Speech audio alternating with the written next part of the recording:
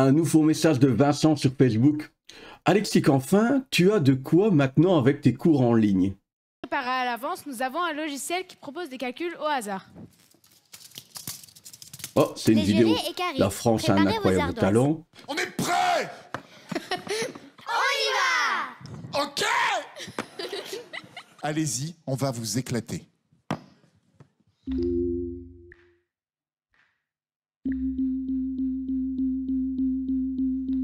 What? 3.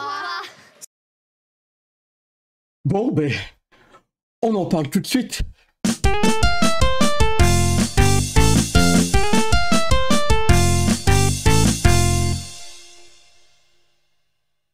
Bonjour les petits matheux, bonjour les grands matheux, bonjour les non matheux. Aujourd'hui, on parle d'une vidéo qui réapparaît sur les réseaux sociaux. On y voit des enfants calculer à une vitesse extraordinaire. Lors de l'émission, la France a un incroyable talent. Allez, petit extrait.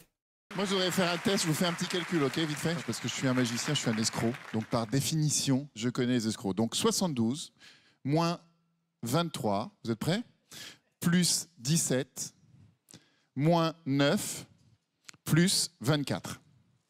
81. Bravo, c'est ça. Beaucoup d'entre vous m'ont tagué sur cette vidéo avec le commentaire « What ?» What? Eh bien, c'est assez simple finalement. Ces enfants semblent utiliser la méthode Abacus. Abacus, ça veut dire abac ou table de comptage en latin. Cette méthode, née au XVIe siècle en Asie, s'appuie sur l'utilisation d'un boulier. Il existe 3 types de bouliers dans la méthode Abacus.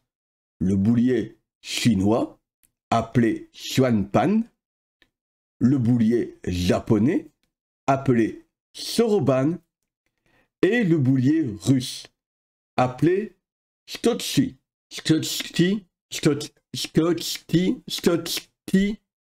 Bref. Le boulier russe, on en a déjà parlé sur la chaîne dans la vidéo consacrée au boulier de mon fils. C'est le boulier le plus commun chez nous. La méthode Abacus, elle, préfère le plus souvent utiliser le boulier japonais, le Soroban. Les mouvements de main de nos petits prodiges semblent corroborer cela. Ils utilisent mentalement le boulier japonais. Alors, comment se présente le Soroban? Le Soroban se compose généralement de 13 rangées. Une barre transversale sépare en deux chaque rangée de boules. Dans la partie du dessus, on trouve une boule par rangée. Cette boule représente 5 unités. On l'appelle la quinaire. Dans la partie du dessous, on trouve 4 boules qui représentent une unité chacune. On appelle cette boule lunaire. On peut parfois trouver sur la barre transversale des petits points, chacun séparé par 3 rangées. Chaque point détermine la colonne des unités. Les boules qui se trouvent à droite du point représentent les chiffres après la virgule. Les boules à gauche représentent les dizaines, les centaines, les milliers, etc., etc. N'ayant pas de boulier japonais chez moi, eh bien j'ai téléchargé une application qui permet de comprendre comment fonctionne un Soroban. Si cette application vous intéresse, eh bien comme d'habitude, je laisse le lien en description. Voilà, je suis sur mon téléphone. Vous avez en haut à droite de votre écran, mon écran de téléphone de manière plus claire pour pouvoir suivre l'action. Alors, on remarque une partie de Soroban. On a les billes du dessus qui représentent 5 unités, ce sont les quinaires, et les billes du dessous qui représentent une unité, on les appelle les unaires. Une bille compte quand elle est ramenée vers la barre transversale. Dans l'application, on nous propose différentes opérations pour apprendre à maîtriser le Soroban. Par exemple, ici, on nous propose 15, donc une unaire dans les dizaines, une quinaire dans les unités pour faire 15. On doit ensuite rajouter 8. Donc je vais utiliser mes unaires des unités. 1, 2, 3, 4, 5. Je rajoute une dizaine. 6, 7, 8. On remarque que quand vous avez réussi l'opération, il y a une petite marque qui nous dit passer à l'étape suivante. On nous demande de rajouter 6. Donc une quinaire dans les unités plus 1, ça nous fait 2 unaires dans les dizaines, donc 20, et puis la quinaire et 4 unaires dans les unités, ça nous fait 29.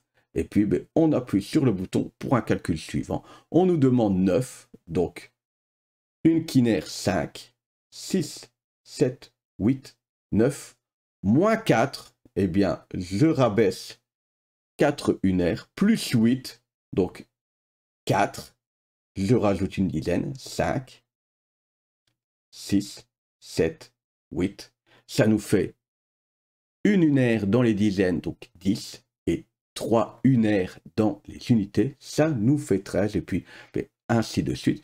Il y a plein d'opérations proposées différentes dans cette application. Je reviens dans le menu Home et puis on voit qu'ici, il y a plein de propositions différentes, plein de challenges différents pour vous amuser. Nos calculatrices en culotte courte sont passées par 2 phases d'apprentissage. La première a été d'apprendre à utiliser un soroban de manière intuitive pour que ça devienne un jeu et plus une corvée. La deuxième phase a été d'apprendre à se désolidariser du soroban. Ça a demandé une visualisation mentale, mais aussi une représentation motrice des nombres.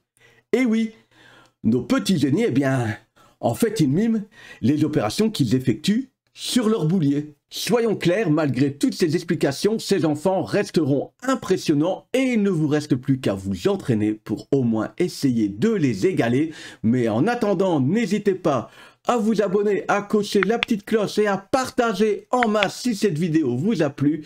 Si vous voulez plus de contenu pédagogique, n'hésitez pas à vous rendre sur enseignons.be, la plateforme partenaire de la chaîne. Moi, je vous dis à tout bientôt pour de nouvelles découvertes mathématiques. Ciao, ciao!